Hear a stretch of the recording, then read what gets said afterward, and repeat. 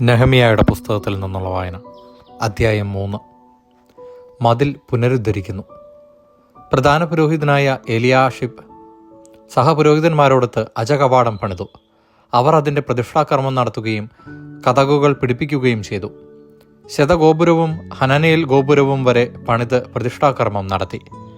അതിനോട് ചേർന്ന ഭാഗം ജെറിക്കോക്കാരും അതിനപ്പുറം ഇമ്രിയുടെ പുത്രൻ സക്കൂറും പണിതു. അസേനായുടെ പുത്രന്മാർ മത്സ്യകവാടം പണിത് അതിന് ഉത്തരം കതകുകൾ, കുറ്റികൾ, ഓടാമ്പലുകൾ എന്നിവ ഘടിപ്പിച്ചു. അടുത്ത ഭാഗം ഹക്കോസിന്റെ പുത്രനായ ഊറിയായുടെ പുത്രൻ മെറേമോത്ത് പുതുക്കി പണിതു.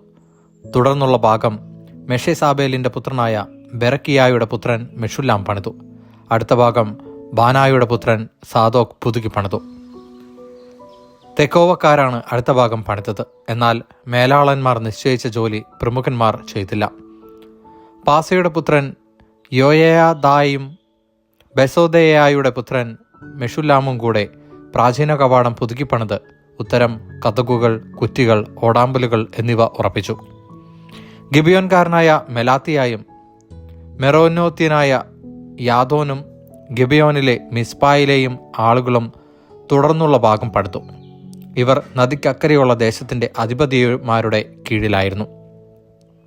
തുടർന്നുള്ള ഭാഗം സ്വർണ്ണപ്പണിക്കാരനായ അർഹായിയായുടെ പുത്രൻ ഉസിയേൽ പണിതു. പിന്നീടുള്ള ഭാഗം സുഗന്ധദ്രവ്യ വ്യാപാരിയായ ഹനാനിയ പണിതു. അങ്ങനെ അവർ വിശാല മതിൽ വരെ ജെറുസലേം പുനരുദ്ധരിച്ചു. ജെറുസലേമിന്റെ അർദ്ധഭാഗത്തിന്റെ അധിപനായ ഹൂറിന്റെ പുത്രൻ റഫായ അടുത്ത ഭാഗം പണിതു. ഹറുമാഫിന്റെ പുത്രൻ യദായ തന്റെ വീടിന് നേരെയുള്ള ഭാഗം പണിതു. അഷാബാനയായുടെ പുത്രൻ ഹത്തൂഷ് തുടർന്നുള്ള ഭാഗം പണിതു. ഹാറിമിന്റെ പുത്രൻ മൽക്കിയായും പഹാദ് മോവാബിന്റെ പുത്രൻ ഹഷൂബും അടുത്ത ഭാഗവും ചൂളഗോപുരവും പണിതു.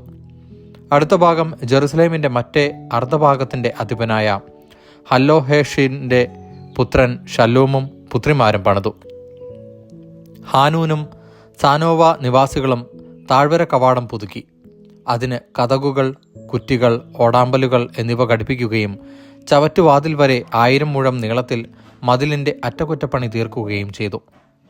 ബെത്ഹക്കേറം പ്രദേശത്തിന്റെ അധിപനും രേഖാബിന്റെ പുത്രനുമായ മൽക്കിയ ചവറ്റുവാതിൽ പുതുക്കിപ്പണിത് അതിന് കതകുകൾ, കുറ്റികൾ, ഓടാമ്പലുകൾ എന്നിവ പിടിപ്പിച്ചു.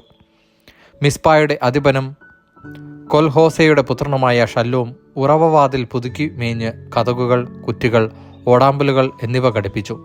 അവൻ രാജകീയ ഉദ്യാനത്തിലെ ഷേലാക്കുളം കെട്ടിച്ച് ദാവീദിന്റെ നഗരത്തിലേക്ക് ഇറങ്ങുന്ന കോണിപ്പടി വരെ പണി തീർത്തു.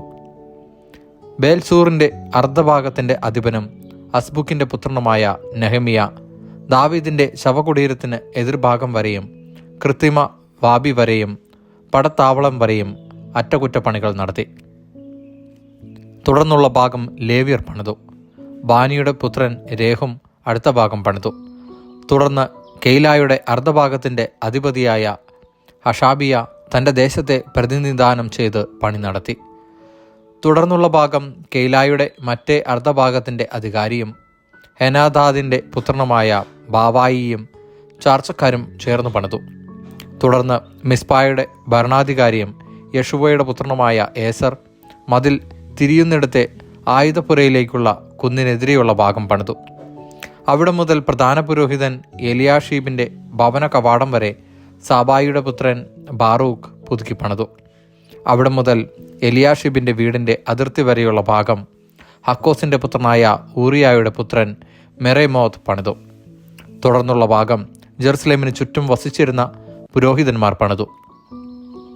തുടർന്ന് ബെഞ്ചമിനും ഹാഷൂബും തങ്ങളുടെ വീടിന് നേരെയുള്ള ഭാഗം പുതുക്കി പണിതു. അനനിയായുടെ പുത്രനായ മാസേയായുടെ പുത്രൻ അസറിയ തന്റെ വീടിനോട് ചേർന്ന ഭാഗം തുടർന്നു പണിതു. അവനുശേഷം ഹനാദാദിന്റെ പുത്രൻ ബിന്നൂയി അസറിയായുടെ വീട് മുതൽ മതിൽ തിരിയുന്നിടത്ത് വരെയുള്ള ഭാഗം പണിതു. അവിടെ കാവൽഭടന്മാരുടെ അങ്കണത്തിലേക്കുള്ള തള്ളി നിൽക്കുന്ന കൊട്ടാര ഗോപുരത്തിന്റെ എതിർവശത്തുള്ള ഭാഗം ഉസായിയുടെ പുത്രൻ പലാൽ പണിതു. പറോഷിന്റെ പുത്രൻ പെദായായും ഓഫൽ നിവാസികളായ ദേവാലയ ശുശ്രൂഷകരും കിഴക്കുവശത്തെ ജലകവാടത്തിനും തള്ളി നിൽക്കുന്ന ഗോപുരത്തിനും എതിരെയുള്ള ഭാഗം പുതുക്കി പണിതു.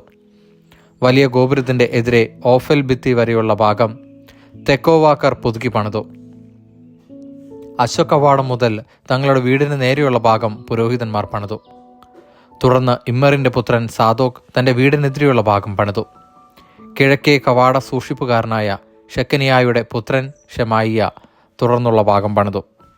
അടുത്ത ഭാഗം ഷെലേമിയായുടെ പുത്രൻ ഹനാനിയായും സലാഫിൻ്റെ 6ാമത്തെ പുത്രൻ ഹാനൂനും പുതുക്കി പണിതു. ബെറക്കിയായുടെ പുത്രൻ മെഷുല്ലാം തൻ്റെ വീടിനെതിരെയുള്ള ഭാഗം തുടർന്ന് പുതുക്കി പണിതു.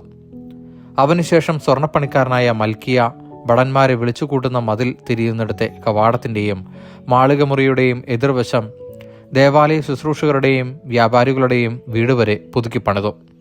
അവിടെ മുതൽ അജകവാടം വരെയുള്ള ഭാഗം സ്വർണ്ണപ്പണിക്കാരും വ്യാപാരികളും പുതുക്കി പണിതു. ദൈവവചനമാണ് നാം കേട്ടത്.